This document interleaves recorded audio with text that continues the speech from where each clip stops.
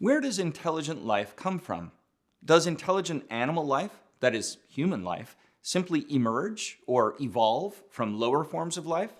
When we look at the world around us, we can observe a gradation among things. Plants absorb nutrients, spread out their leaves toward the sun, they grow and reproduce. Animals are, in a sense, more alive than plants. They have powers of sensation and movement. And not only those, it's easy to see in dogs, for example, that they have a memory. We can train them through repeated action and reinforcement. They have emotions, too. They even seem to be quite perceptive of our emotions, which makes them wonderfully empathetic companions. But we find something even higher among human animals. We are specifically rational animals, Homo sapiens. Where does this higher intelligence come from?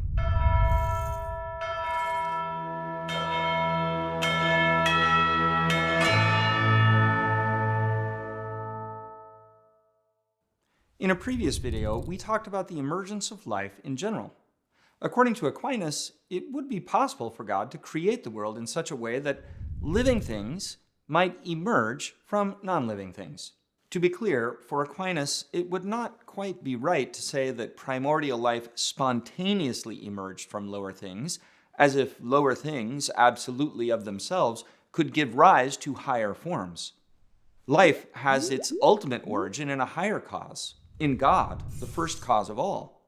Still, it's consistent with Aquinas' thought to theorize that God might have sown this hidden form of life in his creation from the beginning, like a seed that takes a very long time to germinate. Perhaps the entire cosmos is a complex causal matrix that, considered as a whole, received this seed from God in the beginning. Then, at the right time, and through his providential governance of the world, that hidden potency could become actual through the complex interaction of secondary causes. On this account, single-celled organisms might emerge first, and then, after a long time, they might give rise to more complex organisms, eventually developing into the vast diversity we find in the plant and animal kingdoms. It could even be the case that this eventually led to the emergence of hominid animals. In broad strokes, many contemporary scientists think our biological history looks something like this. It's important to pause here, however, because a hominid animal is not yet a rational animal, even if he's one of our biological ancestors. What's the difference? Human beings are rational animals. Our rationality makes us intelligent. We're able not only to perceive or to respond to stimuli, or even to remember, but we're able to understand. Understanding something means grasping more profoundly what it is. Classically, it means the ability to abstract from matter. Now, a dog may know this tree and that person, but only a mind endowed with a higher intellectual power, the light of natural reason, can abstract from these particular things and come to an understanding of what a tree and a person are in general. What is their essence or nature? What makes them flourish? How to act in order to respect and honor their natures, and so to behave justly towards them. Where does this intelligence come from? Unlike plant or animal life, human acts of understanding and intelligence transcend matter. They belong to the realm of the spirit, to what is immaterial. In fact, mere animals are not able to understand the essence of a tree, a dog, or a human being. A dog doesn't reflect on what his life means and how he should live it. These kinds of things transcend what is possible for a mere animal. St. Thomas Aquinas explains that a rational creature is endowed by God with a special light of the mind, which he calls the light of natural reason. This is a power of the spiritual soul, which is immaterial. A spiritual soul cannot simply arise from matter, from below, because it has a share in God's own light, which comes from above. The light of reason is what allows man to transcend the limits of the material world and to begin to know and to love in the fullest and proper senses of those words. Knowing, understanding, willing, loving, these are spiritual acts of a rational being, one that has an immaterial dimension. It's true that our brains are material bodily organs, and that our mental activity depends on having a healthy body and a healthy brain. But our understanding cannot simply be explained by or reduced to our brains, because understanding is more than a material process. This is why the Catholic faith holds that even if bodily and animal life emerged and developed through a long process of evolution, God intervened in history and did something new to bring about a new kind of creature, which we call the human being, a higher animal than had ever existed before, endowed with a spiritual and therefore a rational soul. We see this in the creation accounts in Scripture. In earlier videos, we've discussed how to read those biblical passages. They're not scientific or historical narratives, but they all bear witness that God created man by a special act, distinct from the creation of the rest of the animals, because man is unlike any other animal.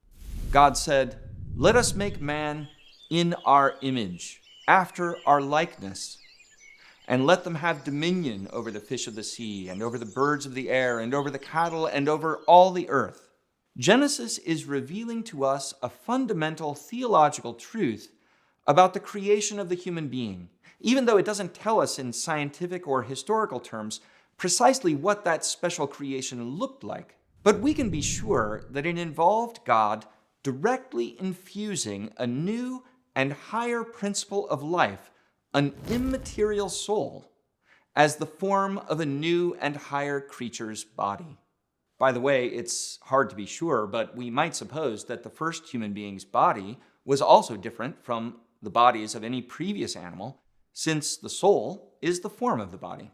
If we assume that the contemporary scientific accounts of biological evolution are correct, we might hypothesize that after a long period of evolution, culminating in a non-rational hominid animal, a new kind of being came into existence by God's direct action of infusing a spiritual soul, so that from a non-rational biological ancestor, something radically new came to be. This would transcend what any process of evolution could itself bring about: the creation of a rational animal, the first human being. In short, in order to have intelligent life, there must be a spiritual soul endowed with the light of reason. Since it's an immaterial principle, the human soul cannot simply emerge from below, from matter. It must be created directly by God. In fact, it's the teaching of the Catholic Church that God does this at every human conception. The father and mother contribute the biological foundation for a new human life, but not the soul. That is created directly by God at the moment of conception. This also means that it is immortal.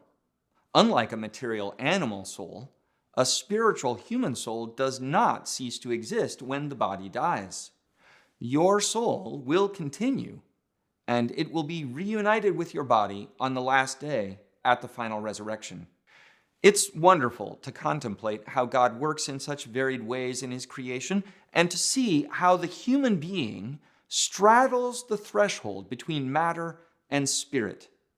Our biological life may trace its ancestry back to the earliest organisms on Earth, but we are not like any other animals.